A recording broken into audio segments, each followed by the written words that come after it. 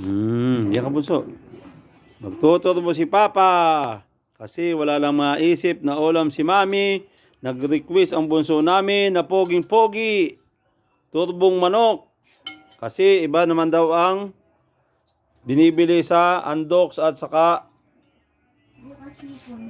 sa Inasal. At dito sa Chokes to Go.